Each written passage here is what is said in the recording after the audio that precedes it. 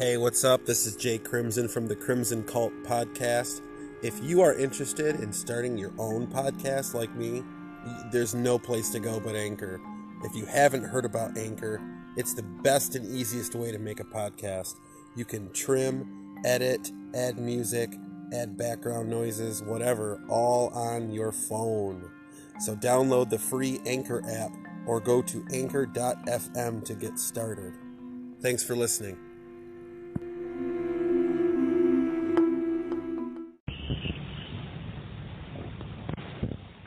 Hello? Hey, Jay. This is Kurt. What's up, Kurt? Hey, it's going all right. Ladies and gentlemen of the cult, I give you Kurt Brecht, frontman for D.R.I, Dirty Rotten Imbeciles. What is up? Just hanging out. Waiting to go back on tour again, of course. Right. Are you in Houston? I am, yes. How is it there? Very nice weather. 70s, I think. Wow, it is probably about 30 degrees here. Yeah, I figured. Michigan. Yep. There's definitely been a increase of thrash since the early 80s when you guys first started. You guys are kind of looked at as the godfathers. What's it like being the godfathers of thrash punk? Yeah, I mean, people say that. It's hard to, we weren't planning on that. It just kind of happens, I guess. Right. Cool, right. What are some differences you've noticed in the thrash scene or the punk scene even since the 80s? Well, for us, we started playing little punk clubs, in DIY type places, halls and illegal clubs, and then once we got on Metal Blade Records, and started having thrash albums, they started letting us play in the nicer clubs, like the rock clubs, which, heavy metal clubs and stuff, which were nicer decor and all that kind of stuff. And I think they were probably sad that they that they invited us to play there. Because our fans, once the punks came in and started slapping stickers all over the walls and graffitiing and fucking everything up, they just weren't used to that. But so that was one of the things that I remember that, once we started kind of crossing over, is just getting into the nicer clubs, better sound systems, lights, and all that stuff. Yeah. And now I'm sure they probably let punk bands play at nicer clubs all the time. It just kind of just made its way into the norm, right? Right, that makes sense. I know it kind of goes right along with that question, but if you had to speak a bit on each decade, what would it be for the 80s, 90s, and the thousands? 80s was a lot of starving and in the beginning, and then it seemed like a long time before we actually started making money, but it really wasn't that long. After Crossover came out, I guess, we started doing better financially, so that, we were rising at that time. The 90s was more like going down, because grunge became popular, and it was, Thrash wasn't as popular anymore, I guess. Slayer did okay, and Metallica, but everybody else was hurting pretty bad, I think. And now it's going up again. Right, full circle. Yeah, like a roller coaster type thing. So I guess that's how I would describe it. Do you have any favorite tours you've had, or favorite bands that you've toured with or played shows with? Oh yeah, I mean, COC, we did a Corrosion of Conformity. We did several tours with them. That was a good time in Europe and in the United States and Canada and stuff. Done a few tours with Millions of Dead Cops in DC. Excellent. And now we tour with smaller bands that open for us, and a lot of those bands, I mean, they're all very cool, or we wouldn't bring them along with us. Right. Death Wish is one of them. It's been going out with us a lot. They're label mates on Beer City Skateboards and Records. Nice guys. Good band. Hell yeah. Do you have a craziest show out of control fans, mosh incidents? Too many to remember them all. But we really like the type, we're in a smaller club, I guess, with no barricade and all that, where people are just climbing all over each other and, onto the stage and diving off, and just like a constant madhouse of stage diving and stuff. That's, I think, what we all like the most. The fucking sea of humanity. But then every now and then, like, you play some giant festival and, you got, I don't know, it looks like 100,000 people or something out there all singing along and screaming and stuff, and that's pretty cool too. Even though they're further away from you, it's just the massive amount of fans does something to you, I guess, while you're up there. What's the biggest difference on punk festivals opposed to metal festivals? Yeah, I mean, metal festivals are bigger. Yeah? That's about it, I think. One cool thing just reminds me is I think D.R.I. is really lucky because we did crossover that we can, like, a couple times, we headlined the Punk Rock Bowling Festival one year, and then one year we were, like, the next to the headliner. And, that same year we played a grindcore festival headlining and also a metal festival. The Obscene Extreme Festival? That was one of them, yeah. And then we headlined other heavy metal festivals, so that's pretty, it's pretty cool. What was it like playing the Obscene Extreme Festival? It's kind of a long story, but the drummer showed up first because we all flew there just for that one show in Czech Republic. And the drummer got there first and started selling merchandise. I showed up the next day and then helped him sell merch because it was like, a 3-day festival or something, so we just decided to sell shirts there. But then the bass player and the guitar player never made it. Spike was sick, so we had to, we didn't realize it until like right, I don't know, that day we were supposed to play. So we found a kid that lived near there, and he plays guitar and used to be in a D.R.I. cover band, so we went and rehearsed with him real quick. And our roadie that was there, we didn't even know, we'd known him for years, we didn't even know he played bass. He's like, yeah, I know y'all songs. We're like, well, fuck, we got a band. So we went and we rehearsed a little bit, and we got like 4 or 5 songs down, and then we just played those each twice, and it was raining, and it was outside while we played. People were still thrashing and stage diving a little bit and stuff, but, we pulled it off. It sucked. But it was, you're already there and everything. So far away, it's like you got to at least try to play, I guess. Right. Yeah, I'm in a band too, and we've played in the rain before. It sucks.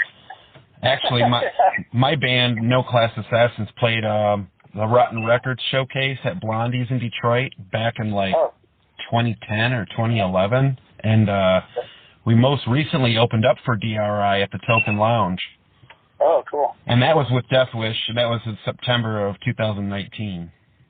Right. That was a good show, though.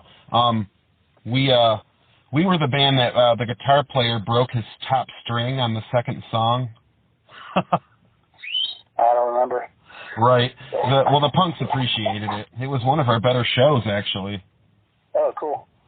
Yeah, I'm always surprised how forgiving the audience is. Right. I mean, we've had to play other shows where like Spike didn't show up or the drummer wasn't there or whatever, and we just kind of played stuff on stage, and people cover songs or whatever, and people come up like, oh, that's the best show I've ever seen in my life. It's like, what? You must not get out much. But then, you're worried that are other people going to forgive you and come back the next time, and they always do somehow. So. Am I hearing parrots in the background? No, it's just some crows or something. Excellent. What band have you opened for the most over the years? Mine's Green Jelly. Most of our tours headlining. So we didn't, we haven't really had a certain bands that we opened for a lot. I mean, we've opened for the Dead Kennedys and Circle Jerks and, big punk bands like that. I can't think of one band that we opened for a lot, really. Right. Is there a band that you've played a lot of shows with over the years, more than Corrosion of Conformity? Yeah, COC probably the most. Yeah. done quite a few with MDC. That's about all of them that I can really think of right now. Right. I went and seen Corrosion of Conformity with I Hate God in Detroit. That was badass. Oh, cool. Yeah, I actually met Pepper that night. He probably won't remember me because I'm not a big talker unless I have a podcast. Haha. But, you know. Right. You guys ever play with Acid Bath? I remember they were. Yeah, we did. They did a tour opening for us in around the United States. You guys were label mates for a bit, weren't you? What's that? You guys were label mates for a bit, weren't you? We were on the same label, yeah, Rotten at that time, and Spike engineered and produced their first album, so before Rotten Records. And after that, they came on tour with us. We all liked them a lot just from listening. When Spike turned us on to the album, and we all loved it.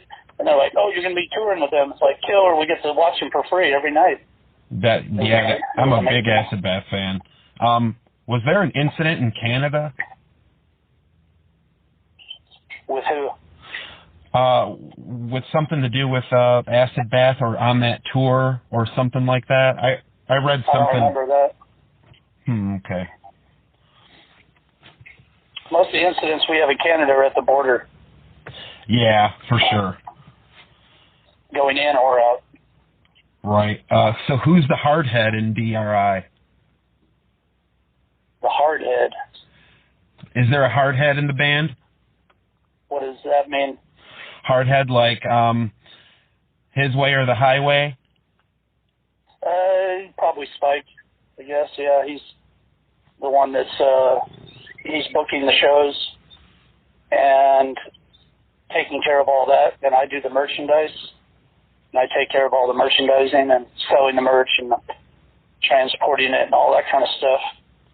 But he and I get along pretty good, so it's, you know. That's good. There's not a lot of My Way or the Highway type things. Our whole band is dedicated. I mean, you know, Spike says, "Hey, we got a tour in Australia in May or whatever." He doesn't have to worry that I'm not going to go or something like that. You know, it's like you just say, "All right, cool." You know. That is awesome. Everybody's down for it, so there's nobody that we're trying to get on board or anything like that. Everybody's down to do whatever that he comes up with. That's probably why you guys have sustained the band for so long. Yeah, we've had to switch out a few guys, but it's working out pretty good right now. I'm really happy with the lineup that we have. Excellent. That's great. Who mostly writes the songs? Or over the years, who's written the most? Musically, Spike. Lyrically, me. But we always let the other guys write some songs because, well, they want to, and it's good to have extra input and different styles and all that stuff. Yeah. Of course, if we don't like it, you know, that's when Spike would just say, "Nah, I don't like that song," or something. Right. People tell me the same thing, you know, if he doesn't like the lyrics. And some of them, I'm cringing as I hand it to him, you know what I mean? Because I'm thinking he's not going to like it, and he's like, oh, cool, I got something that'll fit that, and it's boom, it's done. What has been your worst experience? In D.R.I? Yeah. There's probably just times we've gotten pulled over and stuff like that. Harassed by the cops, you know. Oh, yeah. It's going to happen. Do you prefer CD, vinyl, or digital? It doesn't really matter to me. Whatever, you know, nowadays digital, I mean, just because it's easy. I don't have a record player, but I do collect some vinyl. Right, me too. What is your current? It's nice just to be able to sell it to somebody, you know what I mean, at the show. We actually sell vinyl, 7 inches, 12 inches, all that stuff. Right, yeah, I remember the merch table. Yeah. What is the band that's on your current playlist? What's your current playlist look like? What are you listening to? I've just been mostly listening to podcasts lately. No shit. There's a music one that I like a lot, that I've been learning a lot from, called No Dogs in Space. Huh. And it's starting out like it's not, I think it's only one season so far or something, but it's, they're starting out like the very beginning of punk rock, of bands that I never really knew much about. I mean, I knew the names, but I never really, and I was like, I don't want to listen to this, but then I listened to it a little bit, and I was like, oh, this is super interesting. learning a lot, you know. Now I'm like looking forward each time that they come out with a new episode. Yeah, my drummer's big on podcasts too. I want to. They said you can send them messages and stuff. They're a long ways from getting to crossover, but eventually they will get there. So I think they get all their ideas from books that they read about the band mostly. Right. D.R.I. doesn't really have any, so I was gonna maybe just say, hey, you might want to just interview me or Spike or whatever and get some real info instead of somebody writing a book about it or about the band. Right. To see if they'd be interested in getting it. Like I said, I know they wouldn't get to D.R.I. for a long time, but they do bounce around. And, you know, they're talking about the Ramones. They might also mention the Dead Kennedys or bands that the Ramones played with or this or that, you know, so definitely. Hopefully they like D.R.I. Did you guys do a live stream since COVID or anything set up like that? No, we haven't. Or something different? No, we haven't been doing it. Spike didn't really say anything about it. It's just weird because, I mean, we had all of 2020 was booked, and we only did 2 tours in the beginning of the year, and then we had to stop. And, you know, nobody knew how long it was going to be, you know. Originally it was like, oh, it'll be back to normal by Easter, and then it'll be back to normal this summer, and then maybe 2021, and, you know, we were kind of just waiting for a while. I know Spike's doing everything he's supposed to do as far as rescheduling, rebooking everything. And he has it all posted on our D.R.I. website as it goes along, you know, so hopefully we get back to it. But no, we've been so busy the last 10 years, just constant touring, that it's kind of nice to just take a break. Has it hurt you guys at all financially or anything like that? Are you kidding? Yeah. Right. Do you guys have any upcoming shows lined up? Or is that kind of on the back burner? Oh, Spike's got whole giant tours lined up. It's the same ones we were supposed to do. They just changed the dates on it. Right. You know, some of those clubs might be shut down permanently by then. Rock clubs notoriously don't last long anyway. There's a few that have, you know, been around for a long time, but most of the time they kind of come and go, don't they? Yeah, they do. Somebody breaks their neck in the pit or whatever, something happens, and then boom, it's closed and look for a new venue. Yep, or they decide to have a hip-hop show and someone brings a gun. Right, and thankfully, you know, it's not all the promoter's not always the club owner, so right. If the club closes, as long as you have the promoter's phone number, maybe he'll find a new venue and move on from there. Right. Our show's been doing really well, though. I'm wondering how it's going to be after this COVID's over, if everything's going to really take off, or people ever going to want to be packed together like that again, you know? A bunch of sweaty guys without masks. Yeah, it's like a different form of jail. It's a willing... to each other. Yeah, I mean, I don't know. Everybody's just waiting to see kind of what's going to happen, you know? Yeah. I see pictures of the festivals and stuff, and it's just, you know, 100,000 shirtless, sweaty guys just jam-packed next, you know, to each other. And it's like, wow, I don't know. I mean, I don't have a problem with it. I'm not a huge germaphobe, but at the same time, I just wonder how other people are going to react. Right, because we're all in it together. Or if the doctors are going to say, you know, nobody should ever be in a closed place like that again, you know, jam-packed together. Oh, that would suck. Yeah. All right, Kurt, well, it was a pleasure having you on the show. Pleasure to be here. Thanks for joining the cult, and may peace be with you, good sir. Right on, man. Do you want me to do a station ID? I know you had sent me a message before. You can. Yeah. Right now? Yep. Okay. Hold on.